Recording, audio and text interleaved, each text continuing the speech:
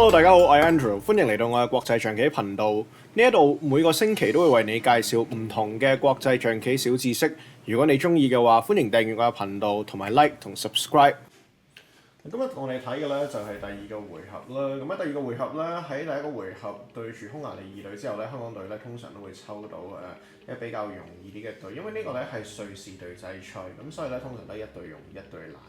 第二回合抽到嘅係坦桑尼亞，我哋想睇第一盤棋，因為 Jameson 嘅棋。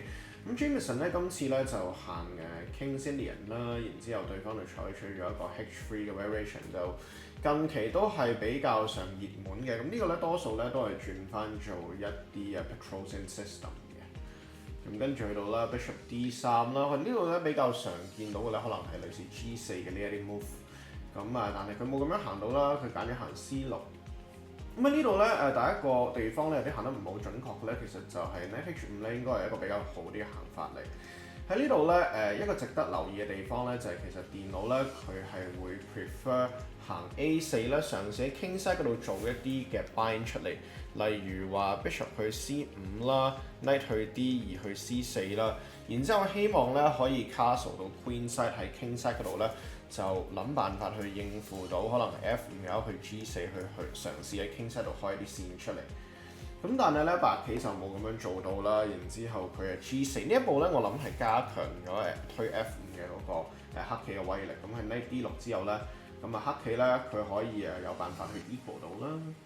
咁跟住落嚟咧，白棋都係錯失咗一啲機會啦，然之後喺呢度咧就 blunder 翻。喺呢度 Bishop G4 咧係好重要嘅，因為咧要拎開隻Bishop 啦嚟到控制到佢 E4 呢個位置嘅。咁輸入兵咧其實咧相對嚟講咧係比較細啲嘅考慮嚟。咁但係佢冇行到 Bishop G4 啦，然之後令到對方嘅 Bishop 咧就比較活躍啲。咁去到呢度啦，其實咧個局面咧都係差唔多均等，黑棋係好少少嘅。咁但係咧白棋咧都成功地守得好耐啦。咁我諗直到係 Rook G3 呢一步咧，就真係令到白棋輸咗盤棋。咁唔知喺呢度咧，大家睇唔睇到個 tactic 啦？咁好明顯咧，見到咧隻 Knight 咧係 hanging 嘅，咁所以咧佢行嘅 Rook C2 啦 ，King B， 然之後 Rook F2， threaten 住個 double attack 底線啦，同埋隻 Knight。咁喺呢度咧 ，Jameson 都行多幾步，然之後咧就贏咗呢盤棋啦。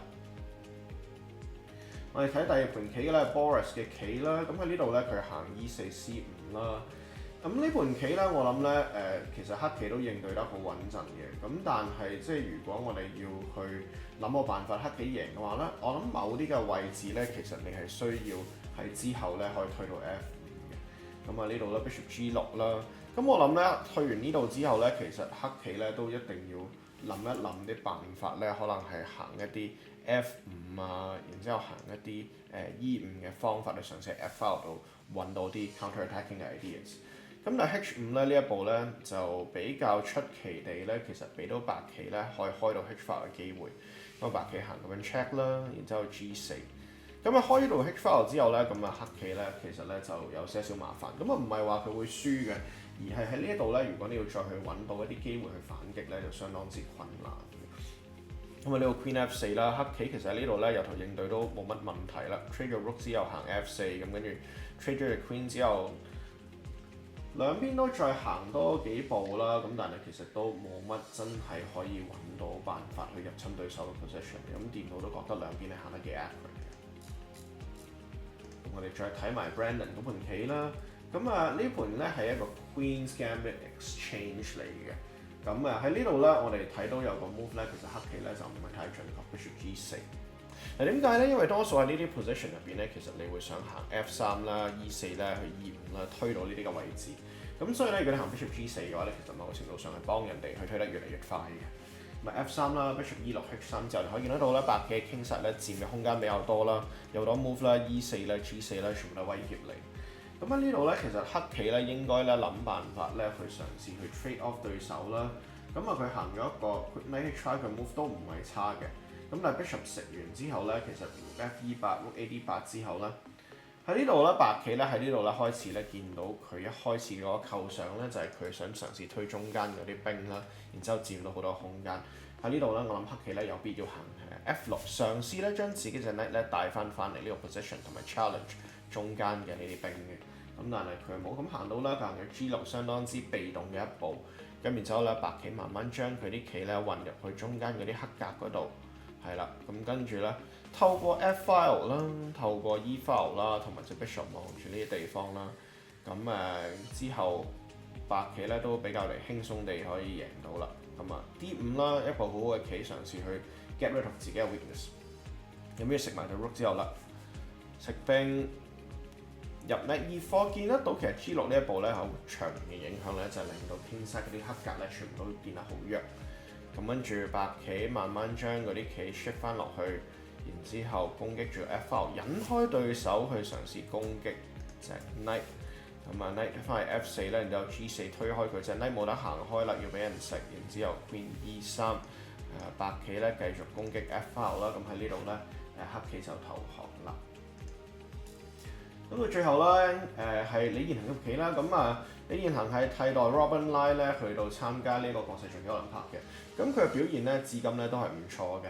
C4 C5 啦，Pawn C3 啦 D6 啦。咁喺呢個拍攝嘅時候咧，其實已經捉到第4輪啦。咁但係都一直見到咧李彥恒好穩定嘅表現。咁之後咧，我哋喺其他嘅一啲嘅影片講到第3輪或者第4輪咧，其實咧都係有機會見到李彥恒嘅。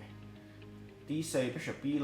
咁喺呢度咧，我諗咧黑棋咧係唔應該行喺 A5。咁呢個咧我諗咧好多 beginner mistake 嚟嘅。點解咧？因為白棋可以 check，然之後阻止隻 knight 翻去一個對佢有利啲嘅位置，係啦。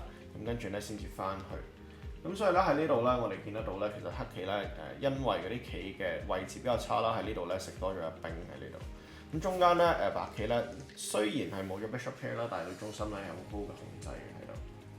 咁跟住啦，我哋行呢度電腦咧 suggest A4 啦，嘗試去 break 開啲 pawn 啦。咁我諗咧呢個都唔係冇道理嘅，因為咧呢度咧對於佢隻 rook 係有啲 pressure 嘅。